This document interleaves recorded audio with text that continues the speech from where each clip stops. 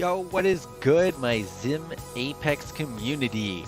This is deadzone here with another Xim tutorial for Apex Legends Season 7. Guys, I have been working very hard on this build, so I hope you guys like it. Make sure to comment. I can't stress this enough, guys. Let me know what you did and didn't like about the build and how I can help you guys improve and how I can improve it more. But I don't think that's going to be necessary this time around because I have spent hours, if not days, building this one tirelessly. Like, I would make sure to get on, warm up for an hour, and then make my slight adjustments and continuously work off of that. So I really put a lot of time into this build, so I hope it helps you guys out. Now we're going to jump in real quick. I'm going to run by this as fast as possible. The global settings, make sure you have your expert mode turned on, and make sure you are running at 1000 Hertz response rate.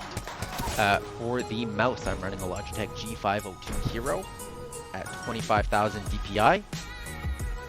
And the reason why I'm running it at such a high DPI is if you watch the other Xim videos from Xim on YouTube, they have a great one that explains the DPI pretty in depth. They talk about how higher DPI values create a more jittery line or analog signal, which is harder for the aim assist to interpret. Now, that can be a good thing, that can be a bad thing, depending on you personally and depending on the game and how strong the aim assist is. I find Apex has quite a strong aim assist, and it can drive me nuts sometimes. It can almost be a hindrance when you're trying to get fine aim on a target. So I like that DPI value. I find it helps in breaking in and out of the aim assist quite easily. The in-game settings this time around, we are at 94 FOV. We are at 7 out of 7 for the hip and ADS fire, and we are with the response curve on classic, and the look dead zone is off this time around, or none. You don't want a dead zone. The reason why I got rid of the dead zone was for that spongy feeling. I hated feeling like I'd be moving my mouse and the aim cursor would be lagging behind it, and no matter what I did to the sensitivity, it did not help that. Dropping off the look dead zone is what changed that for me. So if you plan on doing that, make sure your controller is good and you don't have any stick drift. So that's the in-game settings, pretty straightforward. Now the Xim settings. I'm going to start from the bottom up. I know it's weird, but so simulate analog movement or behavior. Excuse me. For ADS, I have it at 96. For hip fire, I have it at 26. Boost. This build uses boost. I have taken full advantage of the boost, and the reason why I'm using the boost is to kind of negate ramp-up times. But I had to fine-tune this, and I had to get it in a way where I could negate the ramp-up times, but not so much that my mouse and my fine aim were super jittery, or I just lost my fine aim altogether if I wanted to move over a couple pixels without overshooting it, right? Because too much boost and it screws with your sense, let's face it. So the boost is at 20. S and A at 0, Y and X, S and A is aim stability, sorry. I just abbreviated that. And the smoothing is at 15.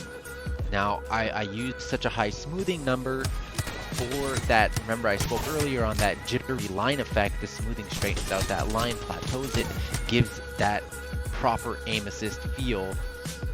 A very controllable one too, I might add, especially since there's no dead zone. You can move in and out very fast, and it's not screwing with your recoil control, because that was another thing that drove me nuts. I'd have to put the Y and X axes up to 0.10 on the ADS, because the minute I get into a aim assist bubble, I'd be going up in the air because I'd be pulling down on the mouse, but there's an aim slowdown in the aim assist in Apex, and it just negated whatever I was doing to control the recoil. The boost and the no dead zone dramatically helped with that. I was able to get those both at 0 and have great control over the recoil. Unfortunately, I can't display that in the video that I'm showing you guys, because this was more to show you how accurate and how fast I was able to snap onto targets with this build using single fire weapons like the Wingman and the G7. Not a combo I am comfortable running, by the way. It just worked out great this specific game. Now the ADS and the hipfire sensitivity are going to be the same, 2.80. I dropped it by a whole point this time around. Pretty straightforward. I think that about sums it up for this one. Guys, enjoy the rest of the clip. Unfortunately, I didn't get the dub on this one, but I just thought the game footage was too good not to share. Hope you all enjoy. Catch you in the next video. Like I said, make sure to comment. I'm not going to tell you to like and subscribe. You guys are going to do that anyways if I genuinely produced good content for you. So please, if I missed points, if there were details that weren't specific enough for you, make sure to comment and let me know. Thanks. Catch you in the next video.